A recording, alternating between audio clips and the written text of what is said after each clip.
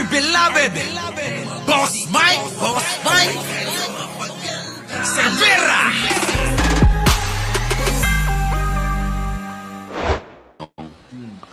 Nakakatanggap po ba kayo ng envelope kay Asek Paharta? Yung totoo po, ma'am. Remember, you are under oath. Aside from your allowance, from your regular budget, nakakatanggap po ba kayo ng envelope just like Yusek Mercado and Director Osias from Asek Paharta? Yes, sir.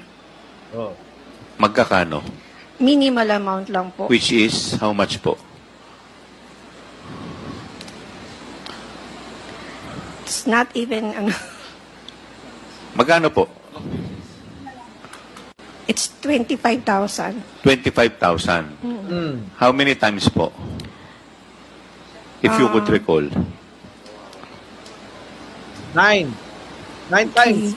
Tama. 9? Oh, yan. 9 times. 9 Oh, yan mga kababayan, 9 times po na mga kababayan, nakatanggap. Sino? Ito ho. Itong empleyado ho ng DepEd, mga kababayan. So isa ho yan sa ebidensya na ilalatag ng taga-usig. Ano po, mga kababayan? Oh, eto, mga kababayan, Oh. Ngayon, eto na. Oh. Etong syempre, tandaan nyo mga kababayan, ang mga taga-usig po ay nawalan ho ng isang abante. Sabihin natin nawala si Abante, nawala si Dan Fernandez. Wag na ho si Dan Fernandez eh. Ngayon sige, itong dalawa ho na ito mga kababayan. Papalit naman ho, dalawang abogado. Mga kababayan dalawang abogado, mas matindi. Laila de Lima at saka itong si Chel Jokno. Paano yun mga kababayan? Paano yun? Di ba?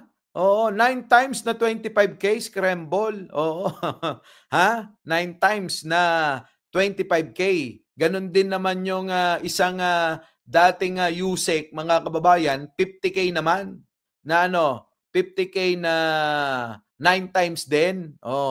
So ngayon, ito yan mga kababayan. Sige nga, papatapos muna natin to. Tuloy. times. From what month up to what month? Let me guess. From February to September? I think so, sir. Yan. So, nung September po, tumigil na. Yes, Your Honor. Just like Yusek Mercado. Tama po ba? Yes, Your Honor. So, thank you po. Mr. Chairman, lastly, I'd just like to manifest, Mr. Chairman. Mr. Chairman, Chairman, can I... Kita nyo mga kababayan, sinasama nila si Paduano na wala na daw. Mga kababayan kasi last term na ho ni Paduano. Itong mga DDS talaga, tatanga-tanga, mga kababayan. Tatanga-tanga talaga eh. Bibiruin nyo, pinapalabas nila, natalo si Paduano. Mga kababayan, si Paduano po, last term niya na ho yun, kaya hindi na ho tumakbo. Di po ba? Ngayon, mga kababayan, eto na. So may mga ebidensya na po, mga kababayan. Yan po ay doon sa pinag-uusapan na Intel at Confidential Fund, mga kababayan. Marami pa ong iba. Di po ba? Yung pagtatangka sa buhay ni Pangulong Bongbong Marcos at First Lady. Kasama ho yun.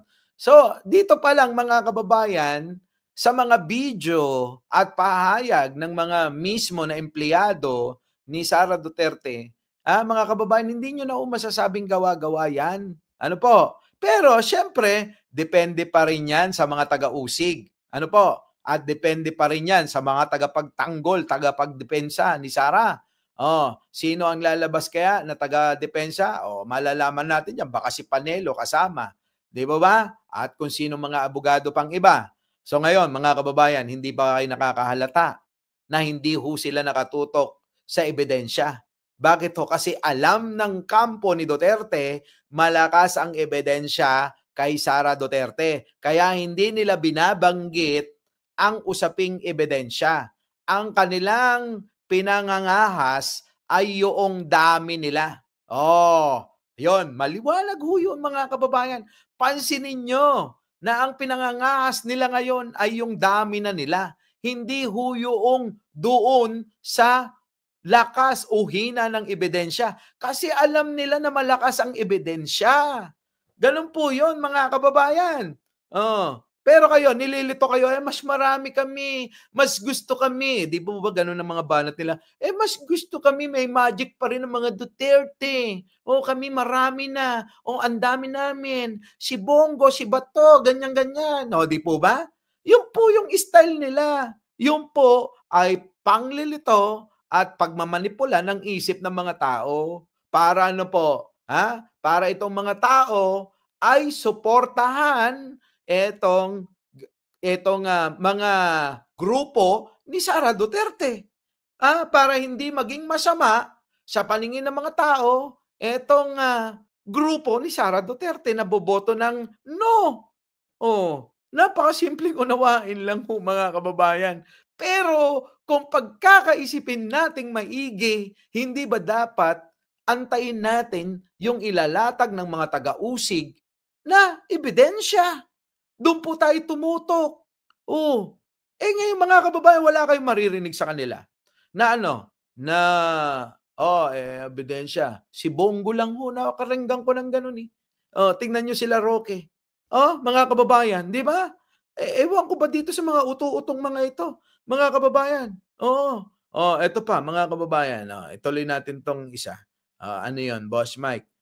Eto yun eh, matindi, mga kababayan. Una, yan po, hindi po yan. Yan, yung all candidates endorsed by Sara Duterte lost in Bohol. Grabe, mga kababayan. Yan po ba yung may magic pang mga Duterte?